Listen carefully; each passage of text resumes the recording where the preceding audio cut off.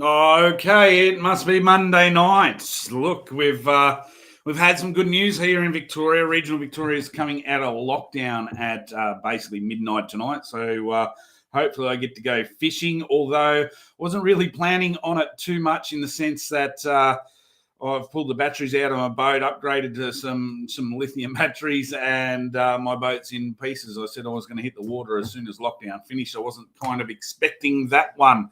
But anyway, that's how it goes. I still feel sorry for everyone that is in Melbourne and Sydney that are in lockdown. Hopefully, you get out very, very soon. Yes, Elion, it is very cold down here for sure. I should have the heater on, but then it buzzes in the background and that's all you can hear. Listen, my guest tonight, I've been trying to get my guest on tonight. Jesus, since I started the show, he's one of the early guests that I wanted to get on, but because of circumstances, he got the fight and had to go and do that and was all over the place, so I couldn't get him on. But tonight I do have Kris George on. Yes, Dave. Lockdown and obviously Crook. So there you go. So listen, as I said, I've got Kris George on tonight.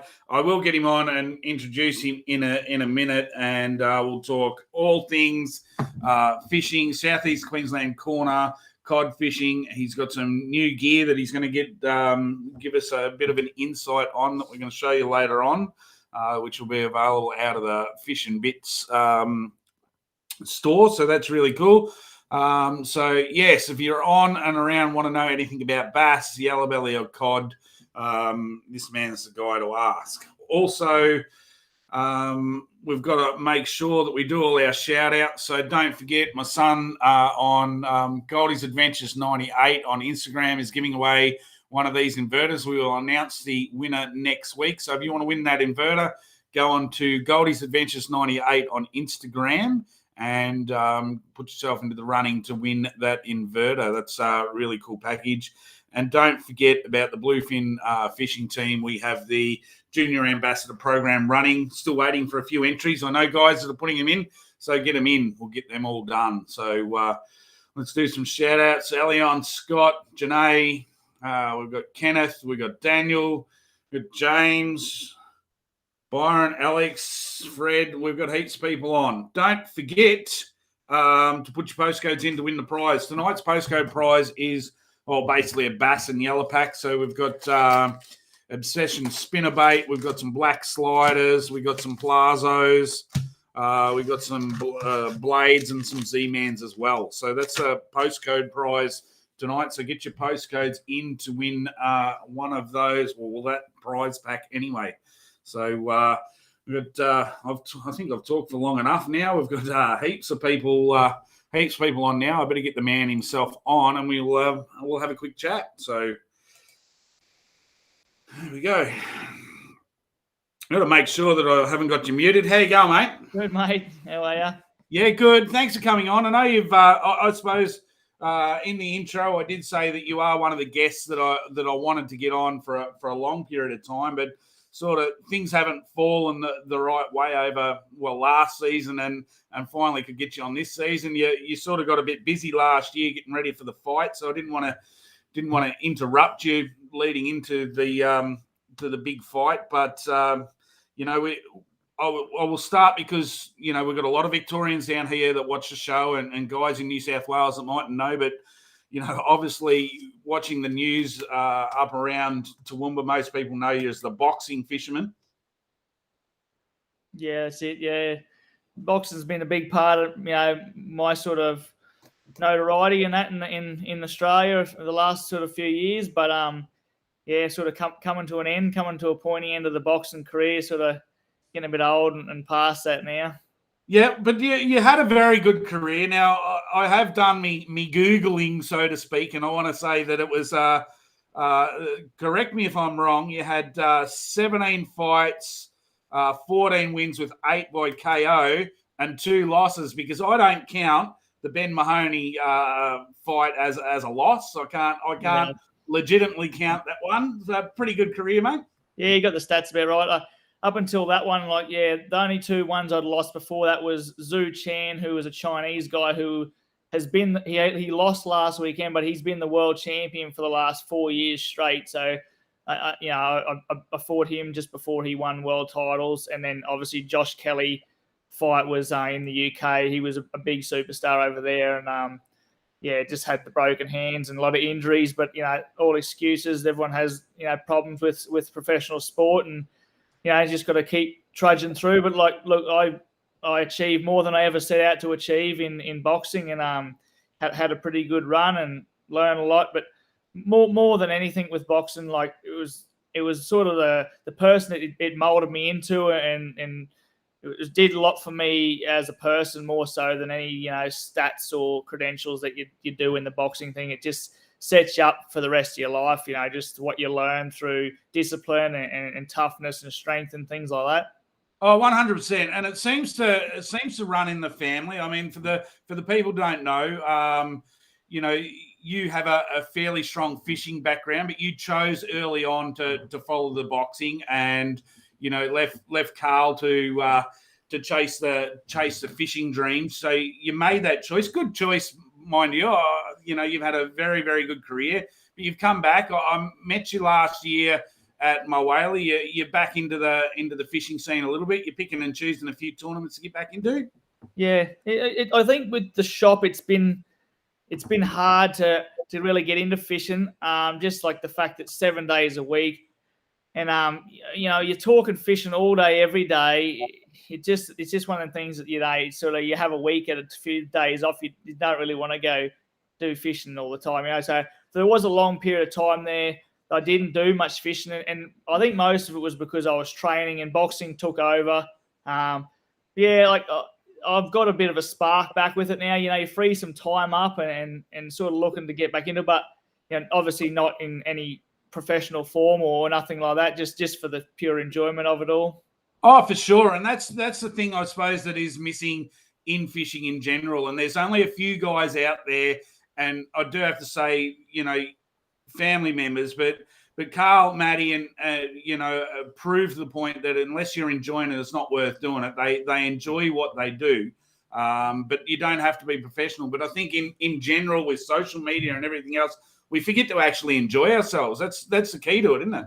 Yeah, and I mean, you'll never be good at anything that you don't love and you're not passionate about, and that's just all it comes down to. That's with boxing or fishing or whatever you do. Like, you've got to just be doing it because you love to do it, and then the results will come. And that's what you'll see with those guys who fish all the time, But, I mean, you got to be consistent as well. That's the other thing that's important with it. Like, I can go mad fishing for a few months and go every weekend and get good, and then I just don't go for 6 months. You're not going to be a good fisherman when you're doing that, because you forget and you lose everything, and things are changing so much, especially at the moment. Like, things are changing dramatically all the time. You got to be finger on the pulse. You got to be always out there, sussing out what's happening. Yeah, I mean, you hear it all the time, and it comes down to time on the water.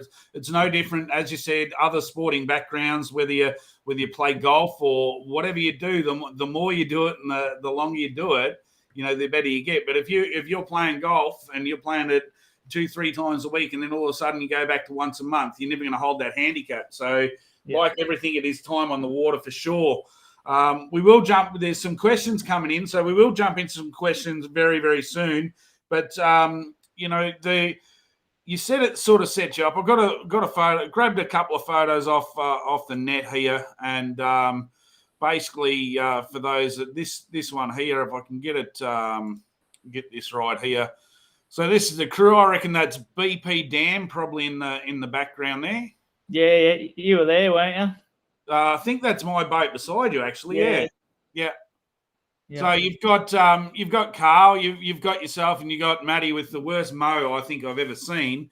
But do you think Carl will get back at any stage? In the next 12 months, barring COVID's going to hurt that. But is he thinking about trying to get back home this year, or is he going to give it a miss?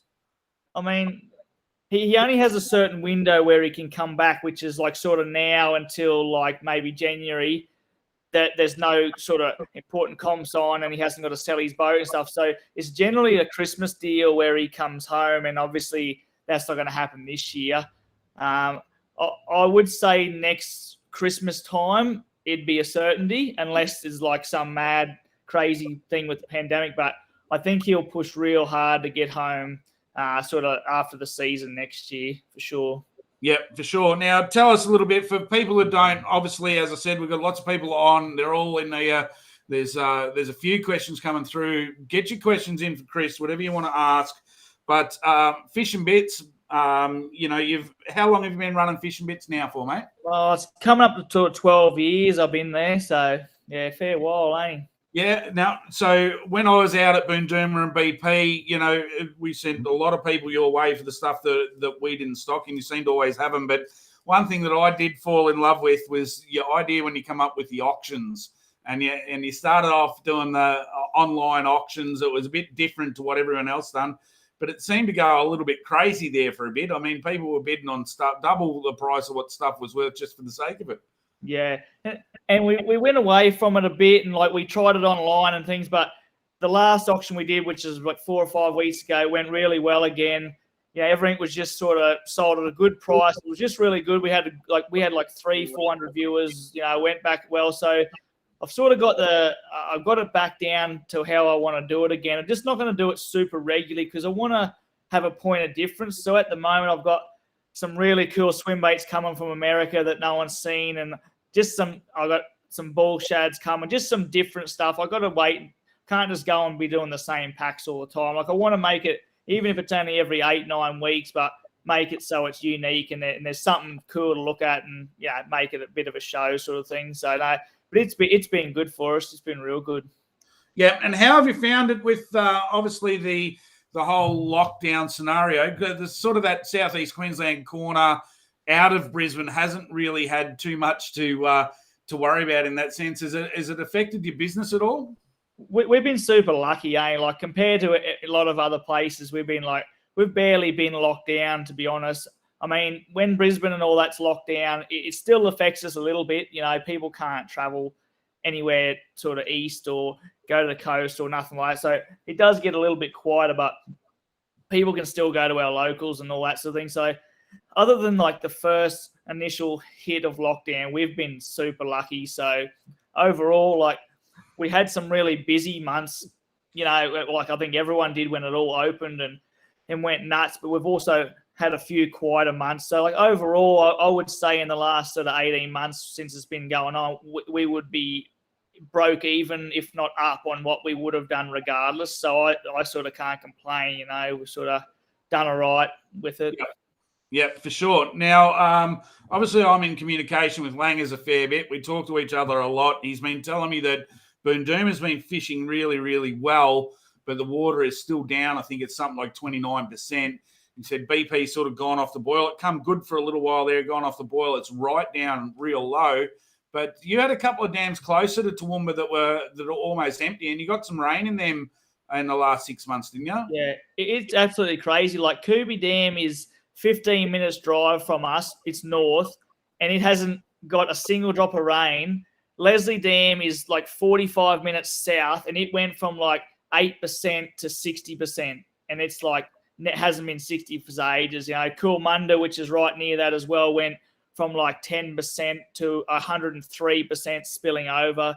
So like it must have been super patchy, or whether the catchments or whatever, but anywhere north of us has got nothing. Like Boondoom, BP, a lot of your Barra dams haven't really changed, but we're like the point where anything south just got like drenched, and then so all like obviously New South Wales and stuff like that, they just got hammered as well. So it's been good for them places and all the river systems that run that way. Yep. So all of those dams out there have stocking with cod as well, don't they? Yeah. Yep. Like Boondoom and stuff like that, like them northern ones, they probably have, but not renowned for it. But all the stuff around us is all like cod fishing. Yeah, cod yellow belly. Similar. I feel like there's a real like bond between like where we are and then like inland New South Wales all the way down to sort of Victoria, where it's just like river country, cod, yellow belly. We all fish the same lures. We're all doing the same stuff. Like it's so similar. And like you can tell like with our online shop and that, we sell that sort of stuff. And I can like draw a line of like our customers basically through that area. Yeah, for sure. Now let's get into a couple of quick questions. We'll go back to chatting as we go. Alion, local up your way from Dalby, always on the show. He said he loves your weekly fishing reports for all the local dams. Do you actually do them, or do the boys do them for you? Oh, Nathan probably, he's more in touch with it. He mainly does it. He probably knows more about what's going on than I do. We are in talks of doing like a website, so like fishing hub, and we like get all stores around the country basically to send us like a fortnightly or monthly report, sort of like what Sweetwater were doing, but just a more up to date. Have like maybe a classifieds and that on there. So we are looking at doing that because we do get heaps of traction from fishing reports. And like I said to the boys, I was like, other than I want to go to Moreton Bay, and I'm thinking I just don't know where to go. And I go look up, and like I can only find something from like 2017. I just try and find a similar month and then just bank on that. Like there isn't a great hub of like up to date reports. And I mean, if you had like a fishing store that had an online website in like each town selected throughout all of Australia, basically, they'd be happy to send you their fortnightly report. You just channel it and hub it. They get some advertising on the website or whatnot. Like it's worthwhile for them. I think it's the go, and I think it's lacking. Oh, definitely. I think that's such a great idea. I love the idea, and you're always a forward thinker. Excuse me, but going back, you used to get the Sunday paper, and you get Brownie's Coast Watch, and you get sort of that Queensland Corner thing. But that was apart from Sweetwater Fishing, nobody's ever done an overall one. And if you could get one up and running, that's basically, whether it's East Coast or whatever it is, that would be so good. We've found software to do it, so we're in the talk of it. It's just a matter of then finding like the other people to consistently give me reports. That's the tricky part, but make some incentive for them and things like that. Yeah, no, that's awesome. I love that idea. So that's really cool. Dave wants to know who won the fights when you was a kids, his cousins, Langers, Jockinson, or yourself. Actually, it'd be funny enough. I'd probably lost most of them because I'm a fair bit younger than them guys. So they probably had it over me for a while. And by the time I grew up, they stopped the fighting, and we didn't fight as much. They probably knew what you were going to turn into, so they stopped it. Jason wants to know hardest fish. What is it? Hardest fish caught. So what? Out of all the fish you chase, what's the hardest? That's an easy one. The hardest actual fish that I caught was it was a blue marlin on spin gear. So me and Jace Wilhelm used to do a lot of marlin fishing off the Tweed there. And then we'd like look, we're fishing for, not just marlin, but like big dolphin fish and stuff. So we'd have some spin rods out with lighter lures on, then like the big shotgun rigs and stuff.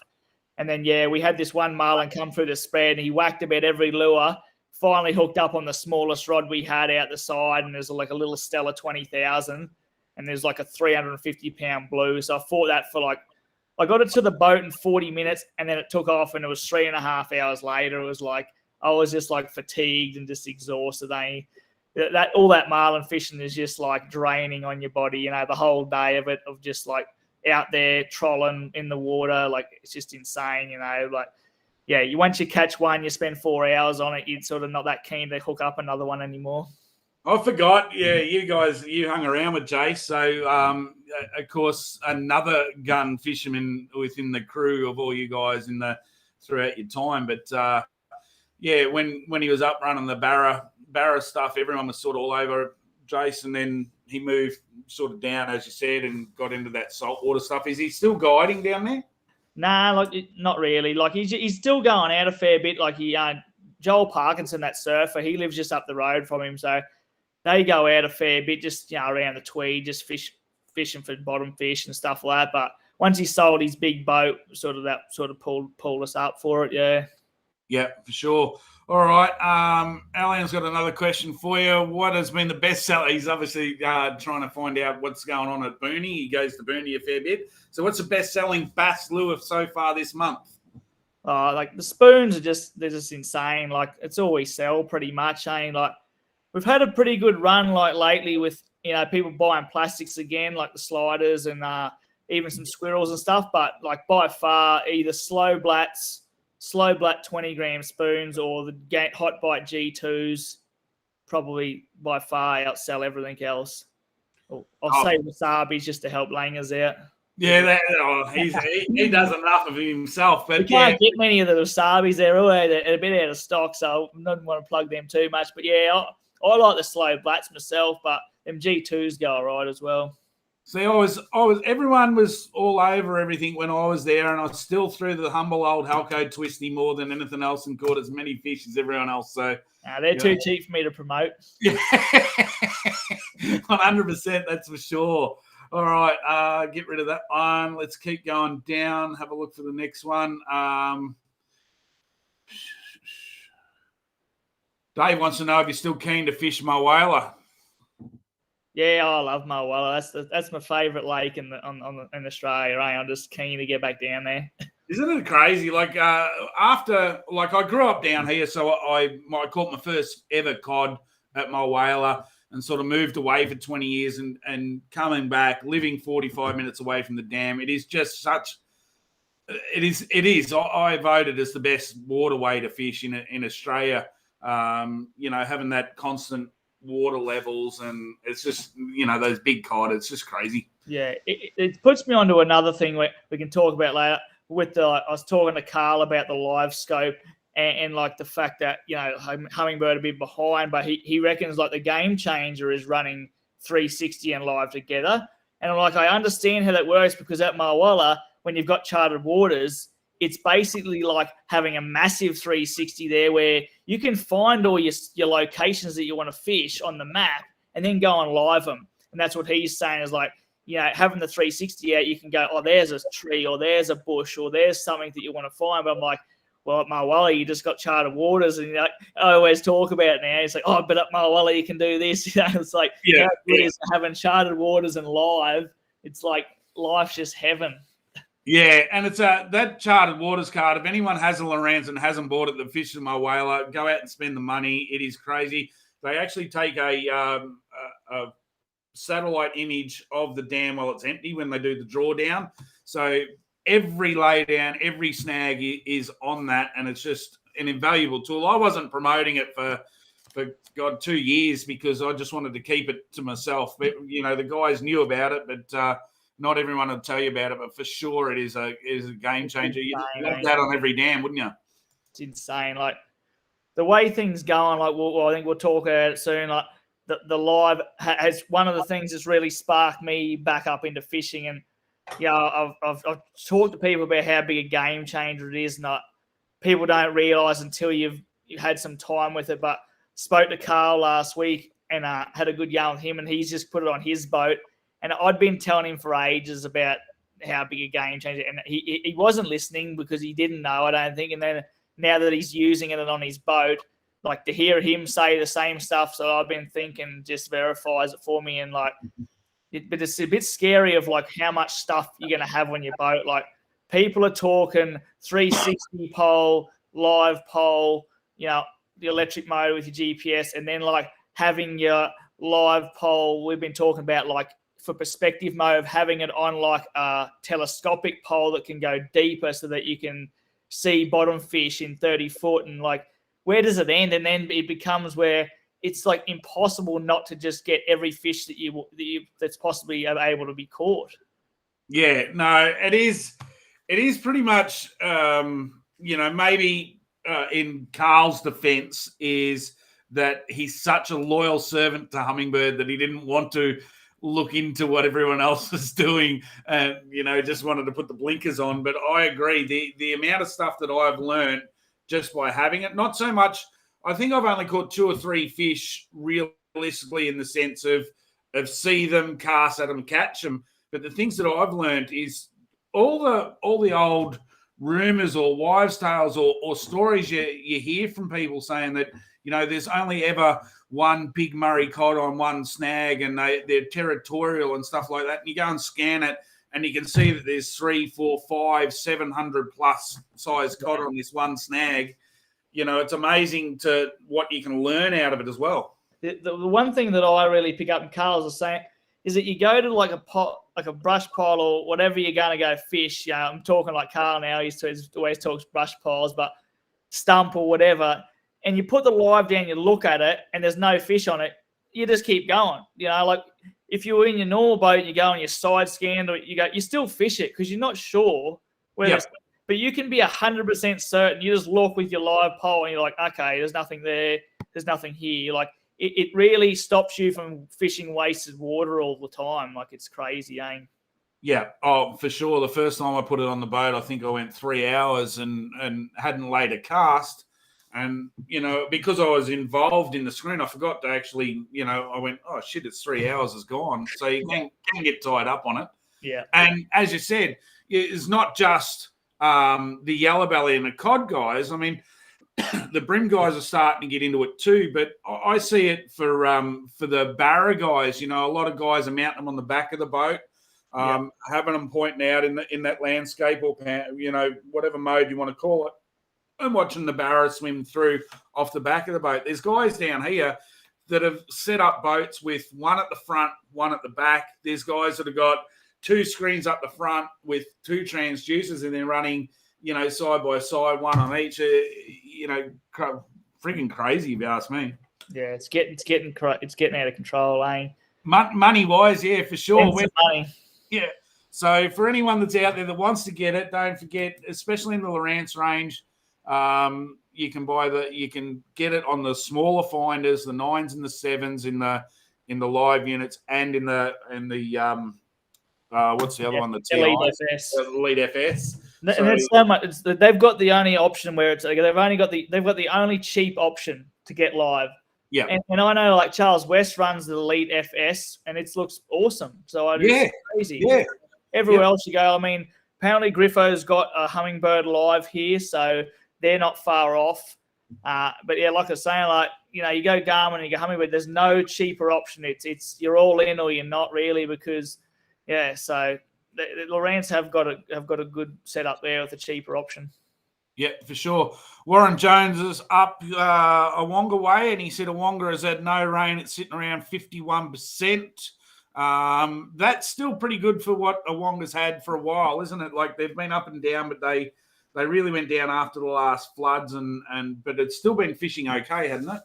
Well, it's obviously winter. It's a bit tougher, but like the best thing we can have is Awonga and Mondrian being low, especially coming into the wet season, because if they are up around the 80, I wouldn't even buy a barrel lure because it's going to blow. It's going to go over again, you know. But the fact that it's 50, I know we're going to have a great year.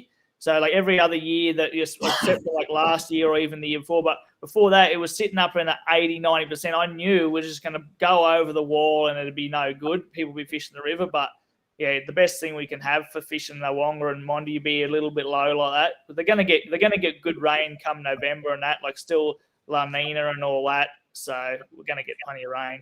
It's still predicted to be a fairly wet season, isn't it? I haven't looked at it for about 3 or 4 months, but they're still saying a fairly wet season.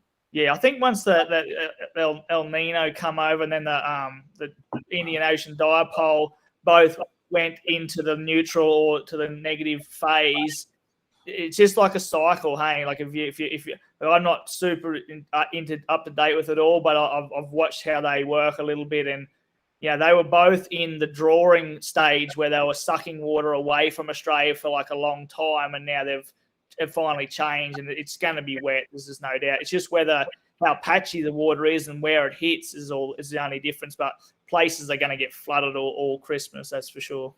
Yeah, and as far as we will sit here and whinge about it, saying, "Oh, I'm sick of the rain" or whatever it is, I mean, we just need it because the dams down here have really filled up, which has been really, really cool. I mean, they're talking Lake Hume, which for anyone sort of in Queensland that knows Copeland, Hume's 3 times bigger than Copeland, and it's going to be full by the end of the year. So, you know, that's the full Murray water system supply, and that supplies Yarrawonga and everything else. So, you know, we've had good rain this winter. Hopefully, Boondooma, BP, and all those dams up there get a bit of a wet season because they haven't had it for a few years now.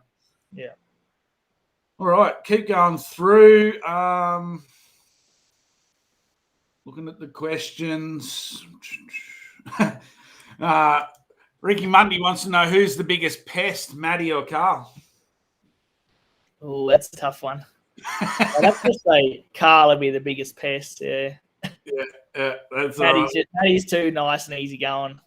Yeah, that's what everyone says, but I've got to get that rumor. I've got to break that rumor. So I've never actually told anyone the true story. So. Let's keep going. There's a lot of comments there saying that they love the website idea. So there you go. There's a bit of a winner there. Dave's asking. All right. So Alex wants to know, what's your favourite bass dam in the southeast Queensland?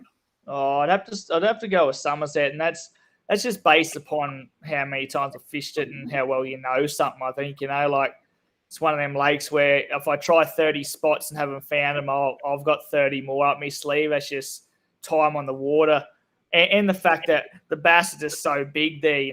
They're just giants. Like I think it was like two years ago, we were all catching basically world records. I think Dan McCoy caught that world record, but like I caught one like a couple of weeks after, it was like nearly the same size. Like they were all like these giant 4 kilo fish. So, and when you're catching them, you're catching like 10 50s and then a giant one that was like 60 centimeters. And that's been happening since like I got photos that I'm like 9 and me and Carl are holding like 50 plus big fat, like 3 kilo fish from there. Like, and in the same places, like there's like 10 spots there where they hold. So it is good. And it's going to do it again this year come springtime, like September, October.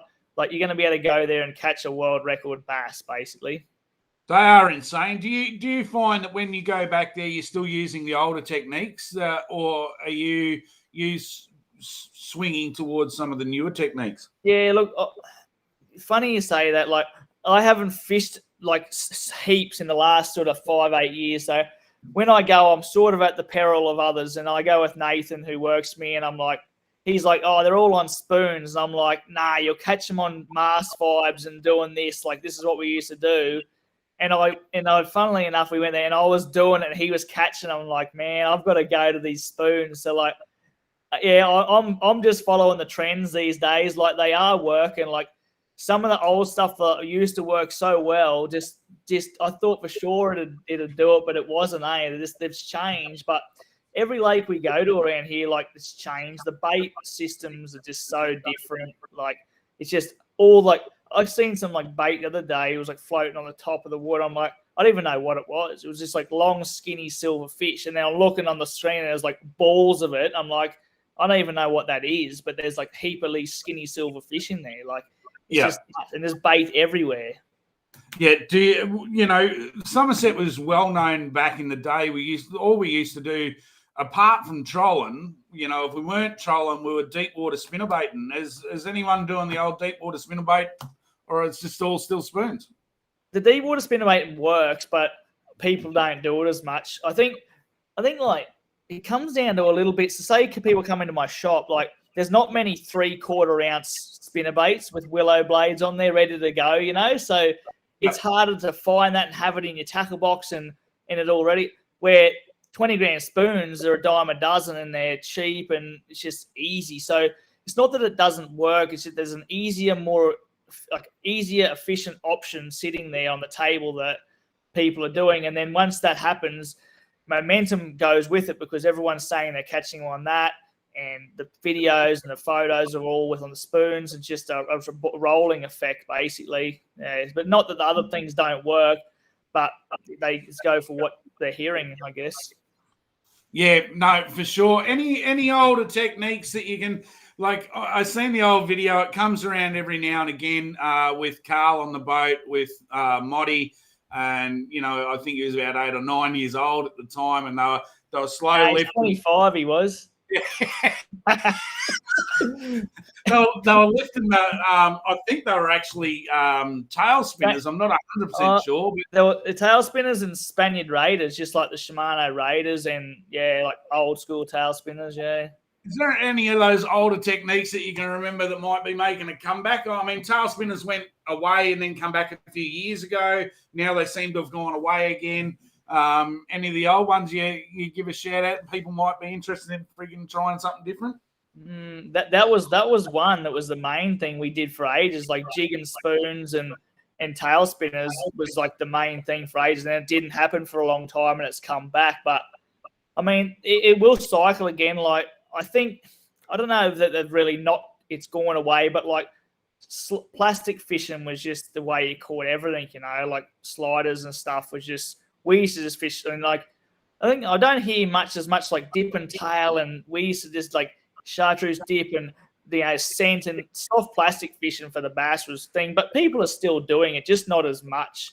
But in saying that, I wouldn't be going out there with that either, because the spoons are working, and it's because like you used to see the bait all suspended, all silver little fish sparkling. Like the spoons are working for a reason. Like a soft plastic isn't putting out that shine, that flash, all that sort of stuff. But yeah, I mean, you got to match the hatch, I guess. And the bait at the moment is just like a silver 20-gram slug. So it's hard to think that something else is going to be better than that right now. Yeah, for sure. Dave's got another one here. He said you don't mind the ski club either. So it's pretty cool to be able to pull up at a pub on the side of the water at my whaler there. That's what I love about it. Like it's like we were talking about. It's like an American lake, because they can maintain the water level so high that they can have cities built around the lake. You got a big sports bar with restaurants and everything right on the water. You dock your boat. Like it's unreal. It's sort of like being at the coast, Nelly, but even better. Oh, for sure. Like I can remember, pre-fish days when I go out there pre-fish, and I'll ring up and dial a pizza, and just pull up and pick it up and take it back out on the water with me. It's crazy to have that sort of thing on a lake. We need more of them. Like if we had Somerset turned into something like that, like where you could ski and fish and do everything on there, like that. Like it's weird because you go to America and that's what everything that is. Like every lake has got like a party cove in it where everyone goes there on the weekend. They park up and they drink piss and whatever, and then they've got taxi services on the boats, and that's all on lakes, and that's like heaps happening. Like water community and lifestyle over there is huge, and we just don't have it here. I think, how do we set that up here? But the problem is just like no lake is run like that, and every other lake goes from 0% to 100% every 3-5 years. So it's impossible. Yeah, it's hard to get that real infrastructure there. We need some sort of floating situation where they put it out in the middle of the dam where you can just go out there and it goes up and down with the water levels for sure. Yeah. All right, still going through the questions. Better do the postcode prize. So the postcode prize, as I said, pack of Z-Mans. We've got some Atomic Plazos. We've got some sliders. We've been talking about those. Session spinner baits and a couple of blades. Harry sits inside. He picks it at random. It's 2463, and it's Karen Van Bale, or I hope it's Van Bale. So Karen Van Bale. Yeah. 2463. If you can send me to Corey's Dam Fishing just a personal message with your address so I can get that posted out to you this week, Karen, you're the winner of the postcode prize. They're good customers of mine, Karen and Kev. Yep, excellent. There you go. So they must have picked it up when you shared it out today.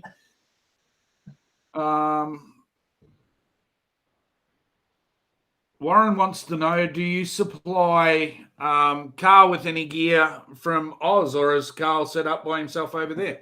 Oh, not very often. Like I did send him like a little pack of all different stuff like a couple of weeks back. Like here and there I do, but he can basically get anything. Yeah, he's got Bassman sponsorship, so that's sort of stuff that's Australia only and that.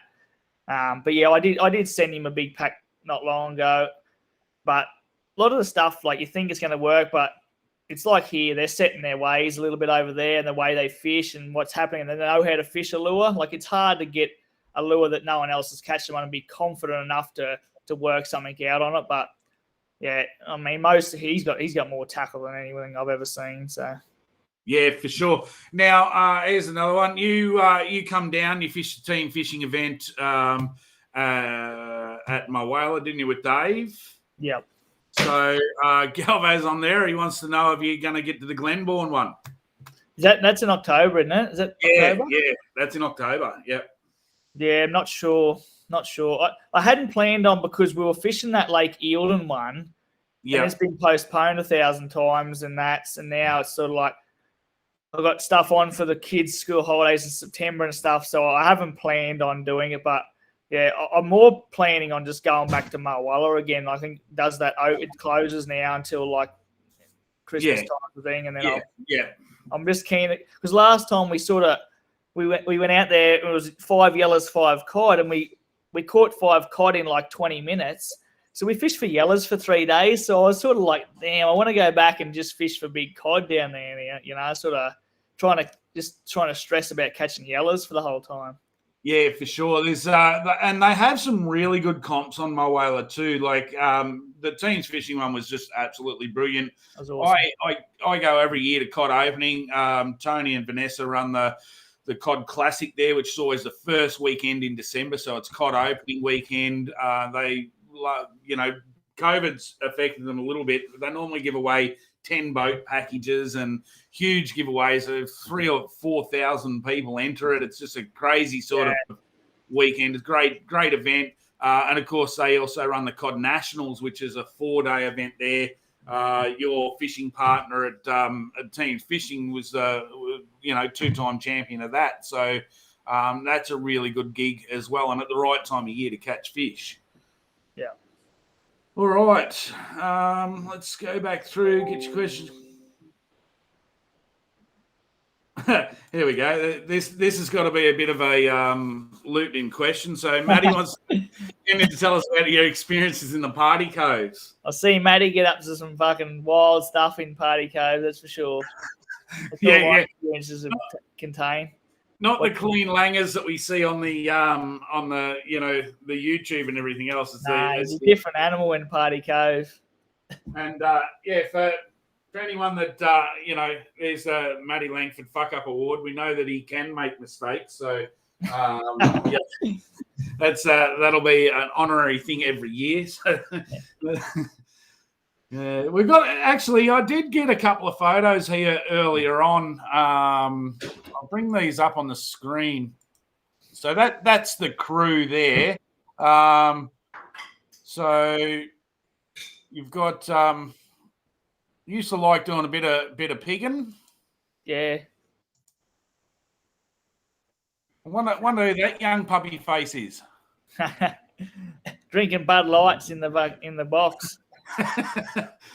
So let's see if there's this would be a Copeton road trip, I'd say. No, it was a state. It was America again. Me, Langers and Carl. We did about 3 or 4 weeks in America. That was all America. Ah, okay, that's fair enough. The long drive through. Yeah. And you do love your cod fishing there. Yeah, I guess whatever's around you becomes that what you like, and with bass fishing, just sort of like I sort of want to go for that big thing instead of catching 10 bass. So around here, that was Michael Adams. We did a show out at St George, went out with Langers and Carl, and it was a real good trip. All right, and we got one more, I think, here. So for those that haven't seen it, that's you sitting there. Obviously, the hands are a bit sore, mate. Yeah, and it wasn't too many fights that didn't have broken hands in. Makes it hard to hit people if you got broken hands, dude. Yeah, all got pussy hands, either one or the other. Chalk bones. Yeah. bit of both, I think. A bit of both. All right, we can just see if we got any more questions here. Keep your questions coming through because we've got Chris on here. We've still got a little bit of time to go before we do Harry's Wheel and give away the last question. Jason's got another one here. What's the number one fish you have not caught?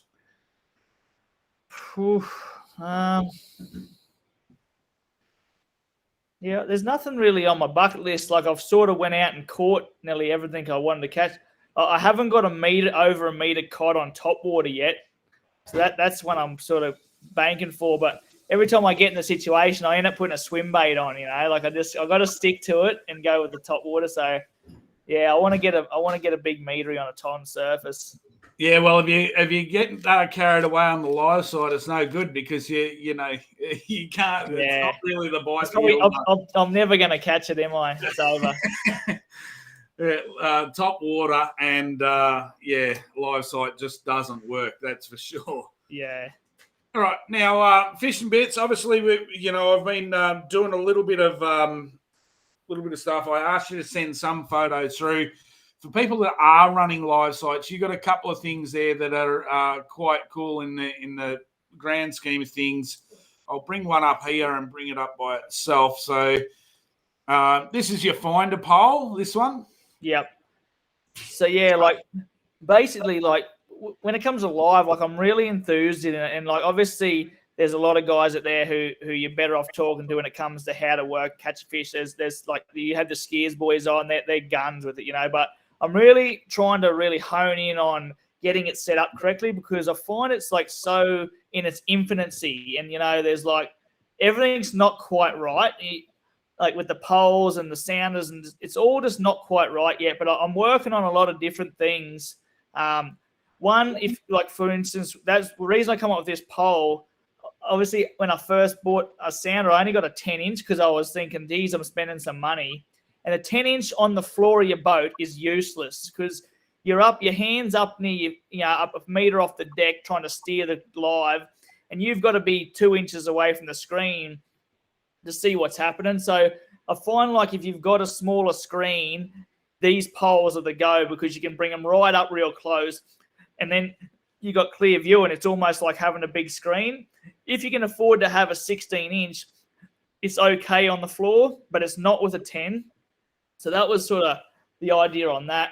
And then I'm working on a lot of stuff with the poles, and also different brackets that go on the Toowoomba's and all that stuff. I know, like you got that the electric steering one. Yep. There's a guy up here trying to make them. They're a great idea. Like that's a price point in itself as well.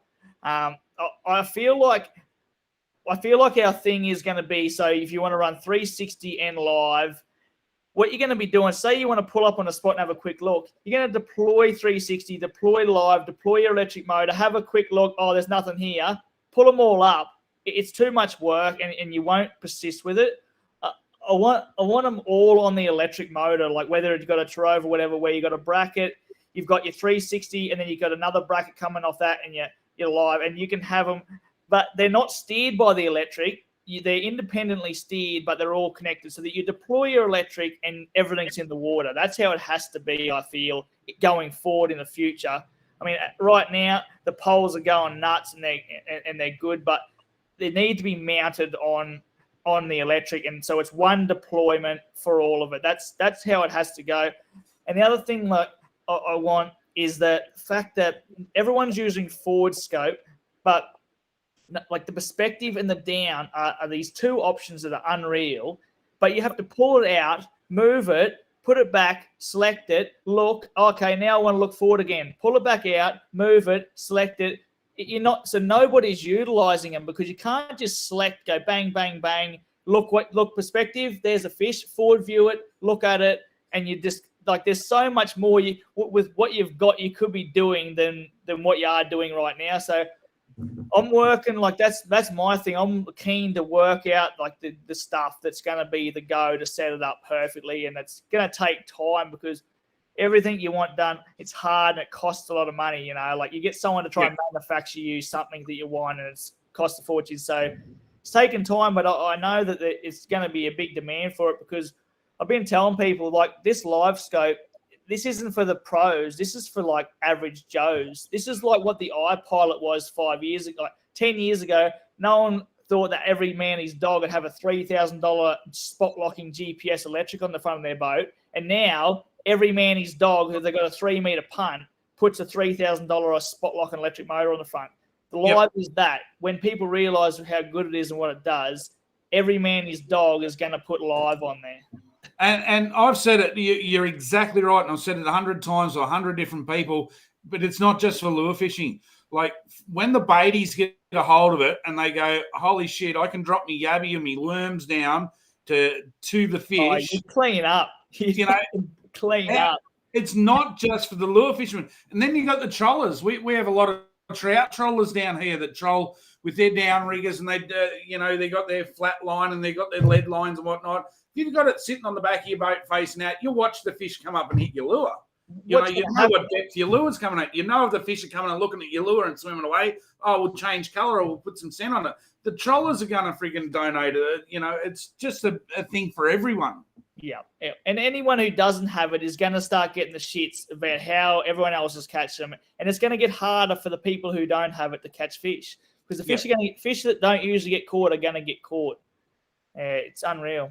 And then they're going to get smarter. So yeah, that's what we've got. So basically I agree 100%. That's why I bought my Tourette. There was no one in Australia doing them. In a small boat like mine, mine's only a 498, so I'm under 5 meters. I didn't want another pole hanging over the other side. I've got limited room on the front deck as it is because I am in a small boat. To have it all on the electric, and away I went. That was just the way to go for sure. Yeah. All right, and there are rumours going around, and I can't say which brand is working on it at the moment. But to answer your question on that forward landscape scenario, I believe there is a big push through one of the brands to actually have a transducer that does both. And you just select it on the screen, so you don't have to pull it out of the water. I can't see it being that hard. I don't know why it's not already there. But. Yeah. So it's gonna basically give you the full downs, full forward, full. It'll be 2 transducers, sort of. It'll be like an L-shaped transducer, but it is apparently in the works of coming. That's what I said to the boys the other day. I was like, right now, you can find fish out, say, 25 meters. You can really only fish them with inside 20 because you lose track of your lure when it's about 20 or further. But realistically, like if you want a good image of the fish, your lure, you want to see it, you're really only fishing within 10 meters of the scope. So it's only really close. But I think as the fishing gets tougher and you don't want to be sitting on top of the fish, the technology is going to get better and it's going to be penetrating further and all that sort of stuff. So you are going to be getting them at full cast distance. Yeah. No, 100% agree with that. Now, Harry's going to come out and get set up for the wheel. So we're going to find somebody from earlier on in the night that asked a good question. I normally pick one out straight away, but somebody has asked a couple. Look, Jason DeForest Haddleton, you've asked a couple of really good questions tonight. So, Jace, you're in for Harry's wheel. What you do is you got basically 2 minutes to comment on the stream down there that you want Harry to spin the wheel while we're waiting for Harry to set up the wheel. So, Jason, you've got 2 minutes to comment that you want Harry to spin the wheel. While we're waiting for him to do that, do you mind if I actually bring up those photos for we've got those new swim baits that you... Yeah. The rep just come in the other day with them samples, and I'll have a look at them. I'll show you. But the picture doesn't do it justice. But there's some really cool baits there, and they're gonna go really well. But third from the bottom, there's 2 there that are real good. What I'm going to think is as Somerset bass baits. They're all these baits are really heavy, so they're going to be able to sink like pretty quick. So you're going to fish them 20, 30 foot, no worries. And then if you look third from the top, another one that looks like a really good pattern there. Again, it's sort of going to go into where those Mollix 140s are sitting and that sort of market, it's sort of booming for the barra and things like that. But those ones and those third up from the bottom, them 3.5-inch ones, I think for the bass, both heavy, both rigged. I think that the top ones, both come with a stinger, like a BKK stinger and all that. So there's some there. You wait till you feel them; they just feel real nice, swim good, heavy, sinking. Like they've got a good range. But for what we do, those bass ones and those barra ones, I mean, the whiting one second from the top looks awesome, and then there's those real big ones as well. But I find like there's that 150 sort of size barra one, which is third down, and then that third up one. I reckon there's a few companies that are probably pushing this same market because it's so big. But them ones, they're atomic, and we just seen them and they brought them in and had a look at them all. But coming like October, November-ish, so still a bit away, but ones to keep an eye out for. No, they're awesome looking. Harry's having some problems with the wheel, so I did get your message, Jason. Harry will be spinning the wheel in a minute, but we'll bring up those other ones in a minute. I'm just going to put you in the green room for a minute, Kris, where we get the wheel done, and then we'll come back. All right? Yep. All right, so get this right. So Harry's right here beside me, and he's having computer problems out there with the wheel. So, Jason, you're going to have to trust Harry. He's going to run out, spin the wheel, and he's going to come back and tell us who won. Go. All right, so while he's winning, while he's running out to spin the wheel, just so you know who we've got on the wheel, we've got prizes from Tech Angler Wilson, Bluefin, Goldie's Maintenance, Mercury, RTB Lures, Bassman's. We've got Allocraft, Cod Dogs, Jones Doyle, Goldie's Adventures, God 8 Lures, Central Victorian Lure Casters, Lee Martin Marine, and Duff Rods have all got a spot on the wheel. So we'll find out, Jason, who you actually win or what prize you actually win.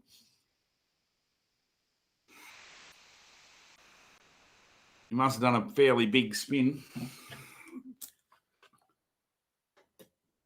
Don't forget to get your questions in because we're going to close up shop very, very soon. Who was the winner? Tonic. Tonic.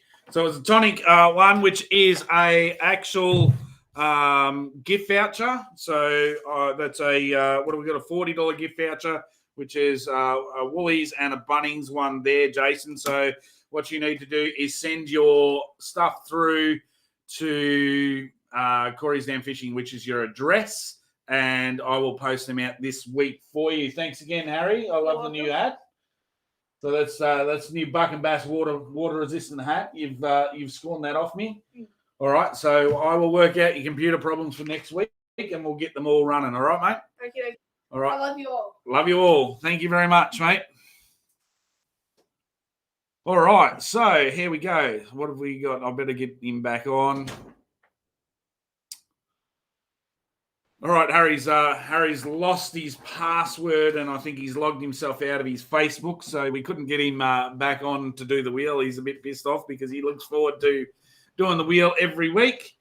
We'll go back through, just finish off some questions because that has, as I said, been an hour, and we try and keep them to an hour. They go pretty quick, so we'll just go through and see if there's a last couple of questions. I think... Actually, Coney had a good one there. Any fights you wish you had before you called time?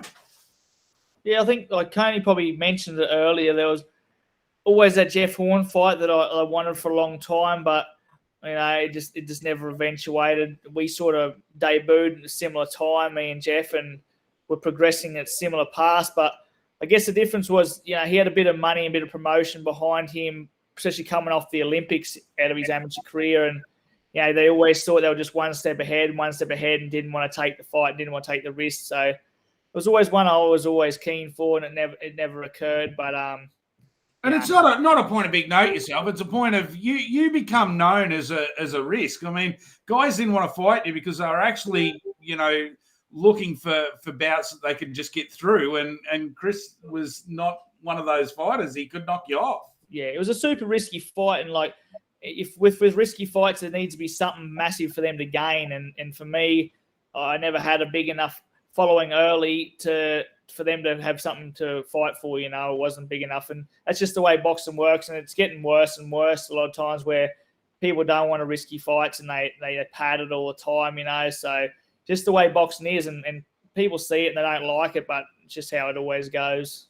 Oh, look, it's a bit like that. I know the last fight, I sat there and I watched it, and I'm no boxing expert by any stretch of the imagination, but you know, there was a fair bit of politics going on behind the scenes in that one because, you know, I had you as a split your way, and you know, it obviously didn't go that way for a reason, and you know, you just maybe weren't pissing in the right person's pocket, I suppose.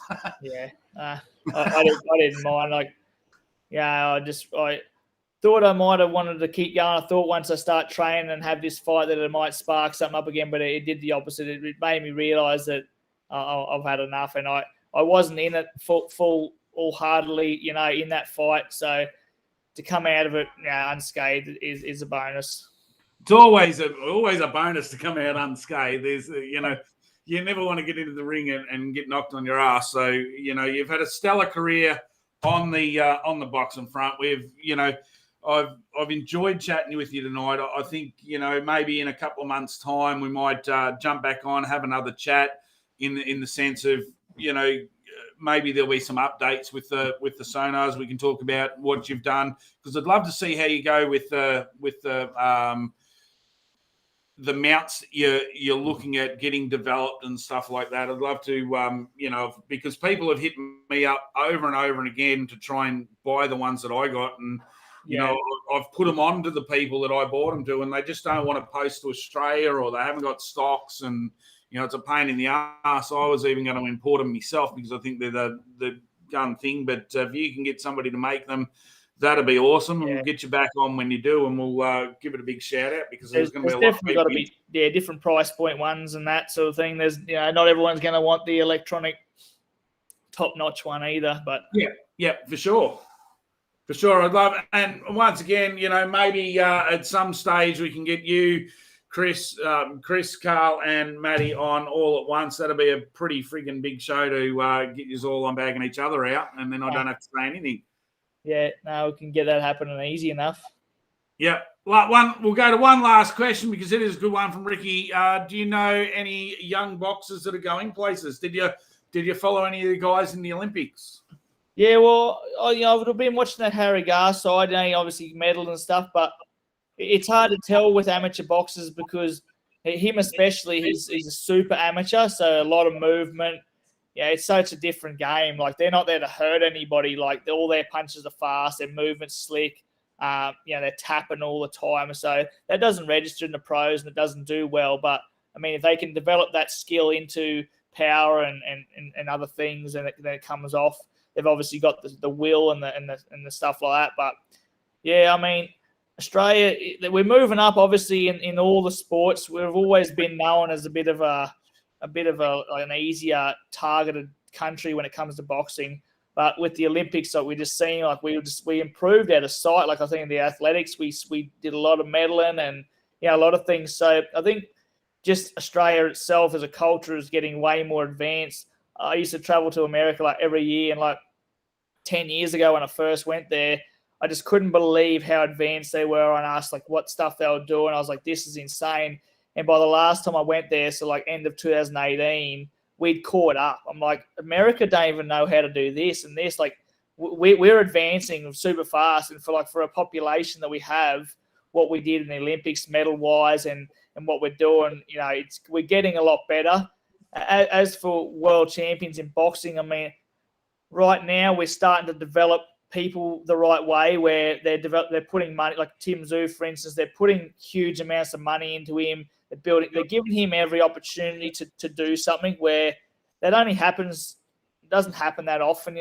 Before him, they did Jeff Horn. They're only doing one person at a time. So It is hard, because there's probably some decent guys out there that have the potential, but no one's ever a world champion until they've been put in the right hands and guided that way. Like, there's 1,000 guys here who could be world champion, but they're not going to get the opportunities that someone like Tim Tszyu got, and Tim Tszyu puts all the work in, does all the hard work, but he's had a motivation to do so. Every time it's like, well, if you do this fight, you're going to win this, you're going to get this. And when there's motivation behind it, it's big. But like for me, I fought main event pay-per-view in New Zealand for $4,000. It cost me more to go there, and I spent the last $1,000 while I was there. Like, I'm fighting for no money.